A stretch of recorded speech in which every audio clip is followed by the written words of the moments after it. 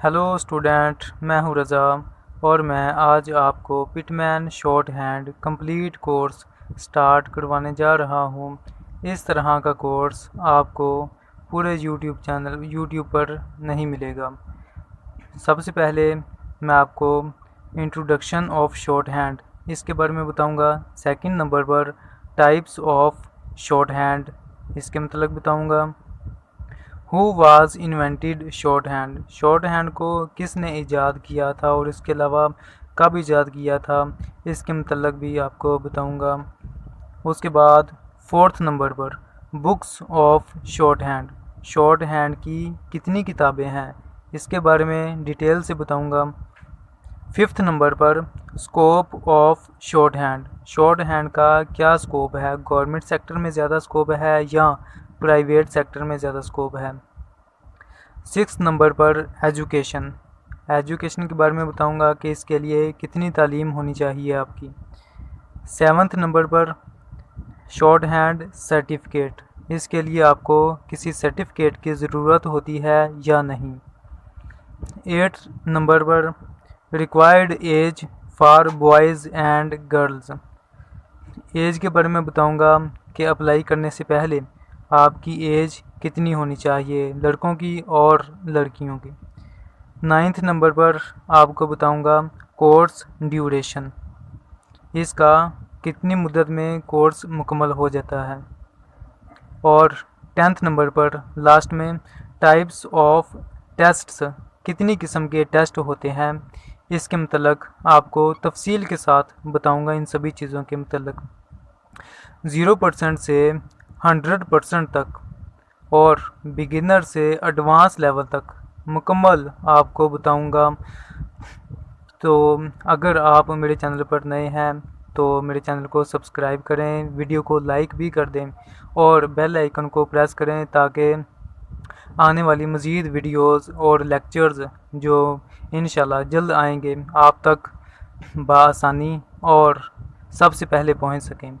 तो चलिए शुरू करते हैं। सबसे पहले नंबर 1 पे है जी इंट्रोडक्शन ऑफ शॉर्ट हैंड का इंट्रोडक्शन करते हैं कि क्या चीज़ है ये short hand is the knowledge of phonography, short hand phonography का इल्म है। फोनो का मतलब होता है साउंड, फोनो का मतलब है आवाज़ और ग्राफी का मतलब है टू राइट, लिखना।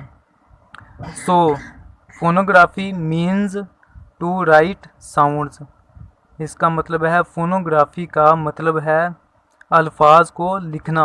अल्फाज को लिखने के अमल को फोनोग्राफी कहते हैं और यही शॉर्ट हैंड है। उसके बाद सेकंड नंबर पर हम देखते हैं टाइप्स ऑफ शॉर्ट हैंड की कितनी इकसाम है।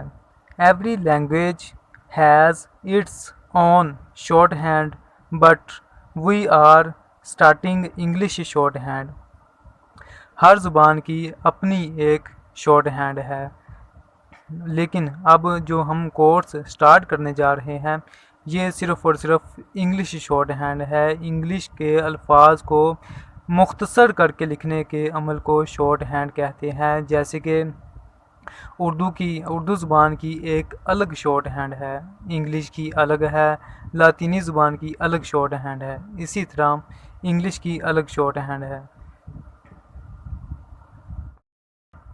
अब थर्ड नंबर पर बात करते हैं who was an invented shorthand किसने ईजाद की। Sir Isaac Pitman was invented the shorthand, sir Isaac Pit नाम का आदमी था, उसने शॉर्ट हैंड को ईजाद किया था। बरतानिया का रहने वाला था, इंग्लैंड का रहने वाला था। And published first edition in 1837 and after some amendments he was published second edition in 1840। जब उसने पहला एडिशन शाया किया तो ज़ाहिर उसमें कुछ खामियां थी, तो उसने 3 साल के बाद 1840 में दूसरा एडिशन भी शाया किया, जिसे काफ़ी लोगों ने इसे सराहा, उसे पसंद किया। तो अब बात करते हैं fourth number books of short hand, short hand की कितनी किताबें हैं? कोर्स कंप्लीट करने के लिए, मुकम्मल करने के लिए हमें कितनी किताबें पढ़नी पड़ेंगी तो ये कोर्स मुकम्मल होगा और हम इस काबिल हो जाएंगे कि टेस्ट को पास कर सकें, जॉब हासिल कर सकें। तो there is a single book of grammar which has only 140 exercises namely Pitman new course. ये जो मैंने आपको बताया अभी, सिर्फ एक ही ग्रामर की बुक है, ग्रामर की सिर्फ एक ही बुक है जिसे पिटमैन न्यू कोर्स कहते हैं।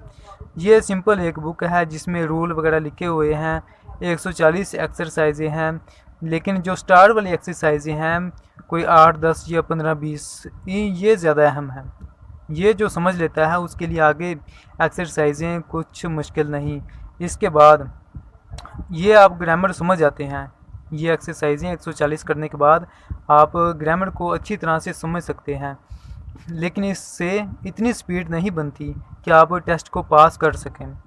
Then after completion of grammar book there are so many books but commonly used book is 700 common words for speed building. लेकिन स्पीड को मज़ीद बेहतर करने के लिए, स्पीड में इम्प्रूवमेंट लाने के लिए, स्पीड को तेज़ करने के लिए जो बुक ज़्यादातर इस्तेमाल की जाती है वो 700 है। ग्रामर के बाद तो वैसे बहुत ज़्यादा किताबें हैं जो स्टूडेंट पढ़ते हैं, उससे प्रैक्टिस करते हैं, लेकिन कॉमनली जो यूज़ होती है वो 700 बुक है। इससे स्पीड बढ़ाने में काफ़ी मदद मिलती है। 5वें नंबर पे हम बात करते हैं scope of short hand. Short hand का स्कोप क्या है, प्राइवेट सेक्टर में क्या है और गवर्नमेंट सेक्टर में क्या है। हम सबसे पहले बात करेंगे प्राइवेट सेक्टर की। No special demand of shorthand in public sector but you can get job of clerk, data entry operator and composer etcetera. Private sector में तो इतनी डिमांड इसकी नहीं है, लेकिन फिर भी आप ये कोर्स मुकम्मल करने के बाद आप क्लर्क की, डाटा एंट्री ऑपरेटर की और कंपोजर वगैरह की जॉब प्राइवेट सेक्टर में हासिल कर सकते हैं।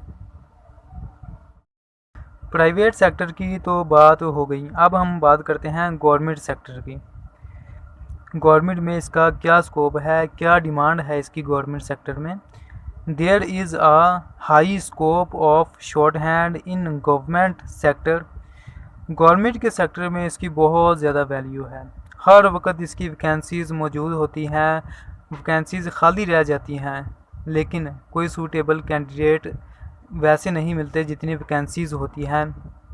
इसमें स्कोप ज़्यादा है, स्कोप बहुत ज़्यादा है, लेकिन स्टूडेंट इसे क्लियर नहीं कर पाते, जिसकी वजह से वैकेंसीज़ खाली रह जाती हैं। You can gate following jobs, ये जो मैंने नीचे लिखी हुई हैं जॉब्स, ये आप इस कोर्स को मुकम्मल करने के बाद इनमें से कोई भी जॉब हासिल कर सकते हैं। पहले नंबर पे है स्टेनोग्राफर, या इसे स्टेनोटाइपिस्ट भी कहते हैं। दोनों नाम है इसके, स्टेनोग्राफर भी कहते हैं और स्टेनोटाइपिस्ट भी कहते हैं। इसका ग्रेड होता है जी 14, 15, 16। अगर तो आपने इंटरमीडिएट किया हुआ है तो आप 14 और 15 दोनों में अप्लाई कर सकते हैं।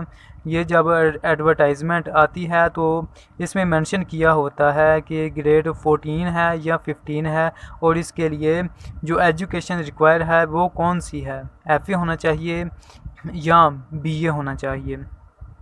लेकिन जो 16 है, ये 16 वाली जो है ये अमूमन BA इसके लिए होना चाहिए। BA के अलावा इससे कम नहीं, कम से कम BA होना चाहिए। लेकिन इन दोनों के लिए, स्टेनोग्राफर और स्टेनोटाइपिस्ट है जो 14 और 15 के लिए, ये तो सिंपल इंटरमीडिएट ही चलता है।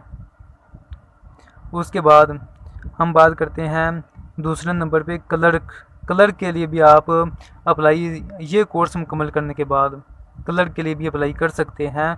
दोनों कैटेगरीज़ में आप अप्लाई कर सकते हैं। एक UDC में अपर डिवीज़न क्लर्क और LDC लोअर डिवीज़न क्लर्क, इन दोनों के लिए भी आप अप्लाई कर सकते हैं, आपकी इनके लिए भी तैयारी हो जाएगी। थर्ड नंबर पे हम देखते हैं तो हमारे पास है डाटा एंट्री ऑपरेटर। इसका टेस्ट भी इसी के अंदर ही आ जाता है, इसी के अंदर ही क्लियर हो जाता है, इसके लिए भी आप अप्लाई कर सकते हैं। फोर्थ नंबर पे देखते हैं तो है जी कंपोज़र, ये भी इसी के अंदर ही आ जाता है, इसके लिए भी आप अप्लाई कर सकते हैं। तो आई होप कि इतना तो आपको समझ आ गया होगा कि इसका स्कोप कितना ज़्यादा है और कंपटीशन बहुत बहुत कम है। उसके बाद हम बात करते हैं 6 नंबर पे एजुकेशन। एजुकेशन के बारे में बात करते हैं कि इसके लिए कितनी तालीम ज़रूरी है, कितनी आपकी एजुकेशन होनी चाहिए कि आप अप्लाई कर सकें, आप इस टेस्ट को पास कर सकें। तो इसके लिए जो कम से कम एजुकेशन आपकी होनी चाहिए वो है इंटरमीडिएट, और उसके साथ में डिप्लोमा भी आपका होना चाहिए। इंटरमीडिएट की अगर बात करें तो उसमें सिंपल FA भी चलता है, FSC भी चलती है, ICS DCOM भी चलता है। जो DCOM जिसने किया होता है उसने तो शॉर्ट हैंड ऑलरेडी 2 साल पढ़ी होती है, उसकी तैयारी बहुत अच्छी होती है। लेकिन अगर आपने ICS किया हुआ है, FA किया है या FSC की है तो फिर भी चलता है, फिर भी आपकी इसमें कोई हाई फाई नंबर नहीं चाहिए, सिर्फ आपको सेकंड डिवीज़न, कम से कम सेकंड डिवीज़न इंटरमीडिएट में होनी चाहिए, तो आप अप्लाई कर सकते हैं। साथ में जो डिप्लोमा है वो 3 मंथ का चाहिए, कम से कम 3 मंथ का, जिसमें Microsoft Excel, Microsoft Word, Microsoft PowerPoint, ये 3 चीज़ें कंपल्सरी हैं, ये 3 चीज़ें बहुत लाजमी हैं। मैं आपको सजेस्ट करूँगा कि आपने 3 मंथ का नहीं करना, आपने 6 मंथ का डिप्लोमा करना है फ्यूचर को देखते हुए, क्योंकि जैसे जैसे इसकी डिमांड में इजाफा होगा 6 मंथ का डिप्लोमा बेस्ट रहेगा आपके लिए, बेहतर रहेगा आपके लिए, बहुत अच्छा होगा अगर आप 6 मंथ का डिप्लोमा करेंगे, जिसमें Microsoft Excel, Microsoft Word, Microsoft PowerPoint, ये तीनों चीज़ें लाजमी हैं। और उसके अलावा जो आपने डिप्लोमा करना है वो अफिलिएटेड अदारे से करना है, जिसका इल्हाक शुदा हो गवर्नमेंट से, जो अदारा जिसका रजिस्ट्रेशन नंबर उनके पास मौजूद हो, वो अदारा रजिस्टर्ड हो गवर्नमेंट से। अगर रजिस्टर्ड नहीं है तो फिर उससे डिप्लोमा करने की ज़रूरत नहीं। आपने जब भी डिप्लोमा करना है तो अफिलिएटेड अदारे से करना है, जो गवर्नमेंट से इल्हाक शुदा हो, जो रजिस्टर्ड हो। आई होप को ये भी आपको एजुकेशन के मतलब तो समझ आ गई होगी। आगे हम 7th नंबर पे बात करते हैं शॉर्ट हैंड सर्टिफिकेट। इसके लिए सर्टिफिकेट की ज़रूरत होती है या नहीं होती? नो सर्टिफिकेट रिक्वायर्ड, इसके लिए कोई किसी किस्म का सर्टिफिकेट नहीं चाहिए शॉर्ट हैंड के लिए, सिवाय डिप्लोमा के। डिप्लोमा के अलावा शॉर्ट हैंड का कोई सर्टिफिकेट नहीं है, और ना ही गवर्नमेंट के सेक्टर में इसे माना जाता है। अब बात करते हैं 8 नंबर पर रिक्वायर्ड एज। इसके लिए एज कितनी होनी चाहिए कि हम अप्लाई कर सकें, जॉब हासिल कर सकें? तो बॉयज़ की एज होनी चाहिए 18 to 30 ईयर्स, 18 साल से 30 साल की एज इसमें रिक्वायर्ड होती है कि आप इसके अंदर हैं तो आप अप्लाई कर सकते हैं, जॉब हासिल कर सकते हैं। और अगर बात की जाए गर्ल्स की तो उनके लिए थोड़ी राहत दी गई है, 18 साल से 35 साल, 18 साल से 35 साल की का जो टाइम है इसके अंदर वो अप्लाई कर सकती हैं। एक मज़े की आपको बात बताऊं कि जो गर्ल्स के लिए हैं वो कंपटीशन इंतहाई लो है, बहुत कम है। तो मैं सजेस्ट करूंगा गर्ल्स के लिए कि वो इसमें ज़्यादा मेहनत करें अगर वो जॉब हासिल करना चाहती हैं। सिर्फ FA, कम से कम FA, इसमें 14 ग्रेड 15 ग्रेड इस तरह की जॉब कहीं नहीं मिलती। ये एक चोर रास्ता है, ये एक शॉर्टकट है जॉब हासिल करने के लिए, ये जो शॉर्ट हैंड है। आई होप कि ये भी आपको समझ आ गई होगी। अब उसके बाद बात करते हैं कोर्स का ड्यूरेशन के कितना टाइम लगता है इस कोर्स को मुकम्मल करने के लिए। तो मैं आपको बताता चलूँ कि no specific time required, no specific time, इसके लिए कोई ख़ास वक़्त नहीं है। इट डिपेंड्स ऑन यू, ये आप पर डिपेंड करता है कि आप कितने काबिल हैं। कुछ लोग 4 मंथ में कोर्स मुकम्मल करते हैं और जॉब हासिल कर लेते हैं, कोई 6 मंथ में करता है, कोई 8 मंथ में, कोई साल में। इस तरह कैटेगरी है। आपके लेवल पे डिपेंड करता है, आपके माइंड लेवल पे डिपेंड करता है कि आपका माइंड लेवल कितना है। लेकिन कम से कम इसको 6 मंथ लगते हैं जो ग्रामर की बुक है उसे मुकम्मल करने के लिए। और उसके अलावा नंबर 10 की बात करते हैं, टाइप्स ऑफ टेस्ट्स। कितनी किस्म के टेस्ट होते हैं जब हम अप्लाई करते हैं तो उसके बाद वो हमें बुलाते हैं टेस्ट के लिए, तो कितनी तरह के टेस्ट हमने पास करने होते हैं तब जाके हमें जॉब मिलती है। तो सबसे पहले जो टेस्ट लिया जाता है वो होता है MCQs टेस्ट, जिसमें आ जाता है जी current affairs, general knowledge, Islamic studies के बारे में कुछ पूछा जाता है, रोज़मर्रा की साइंस के मतलब पूछा जाता है, कुछ शॉर्ट हैंड के रूल्स वगैरह भी पूछ लिए जाते हैं। अमूमन तौर पे इसके MCQs जो होते हैं वो 100 होते हैं और 100 नंबर ही उसके होते हैं। हर MCQs का एक एक नंबर होता है। कुछ 60 नंबर के भी ले लेते हैं, कुछ इससे कम भी ले लेते हैं। ये कोई इतने ज़्यादा टफ़ MCQs नहीं होते क्योंकि इसके आगे काफ़ी टेस्ट होते हैं, इसलिए वो इसे थोड़ा सा नॉर्मल ही रखते हैं। दूसरी बात करते हैं शॉर्ट हैंड की। शॉर्ट हैंड टेस्ट होता है, उसके बाद टाइपिंग टेस्ट होता है। टाइपिंग टेस्ट जो होता है उसके लिए कम से कम रिक्वायरमेंट होती है, जो वो आपकी स्पीड होनी चाहिए 35 की होनी चाहिए, 40 की स्पीड होनी चाहिए, कम से कम 35 और 40 की होनी चाहिए। इससे ज़्यादा आप स्पीड निकालते हैं तो ये गुड है, बहुत अच्छा है आपके लिए। और दूसरी बात ये कि प्रोफिशेंसी टेस्ट भी होता है। कुछ अदारे MCQs टेस्ट लेते हैं, कुछ प्रोफिशेंसी लेते हैं। ज़्यादातर MCQ चलता है और प्रोफिशेंसी भी अब लेना शुरू हो गए हैं। पहले सिर्फ MCQs टेस्ट होता था, यहाँ तो वो 3 टेस्ट लेंगे, MCQs, शॉर्ट हैंड और टाइपिंग। अगर उन्होंने MCQs का टेस्ट नहीं लिया तो फिर वो प्रोफिशेंसी टेस्ट लेंगे। प्रोफिशेंसी टेस्ट क्या होता है? प्रोफिशेंसी ये टेस्ट होता है कि इसमें आपको 3 असाइनमेंट दी जाती हैं। एक माइक्रोसॉफ्ट वर्ड की होती है, उसमें आपको कह देते हैं जी ये टेक्स्ट देते हैं, वो आपने टाइप करना होता है। उसके बाद उसके बाद हो गया माइक्रोसॉफ्ट वर्ड का, हो गया आगे आ गया एक्सेल का, माइक्रोसॉफ्ट एक्सेल। उसमें आपको कह देते हैं जी आपने रिज़ल्ट कार्ड बनाना है फार्मूले वगैरह लगा के, नंबर 2। और नंबर तीन पे वो पावर पॉइंट की 2 स्लाइड्स वगैरह आपको कह देते हैं कि ये आपने बनानी है।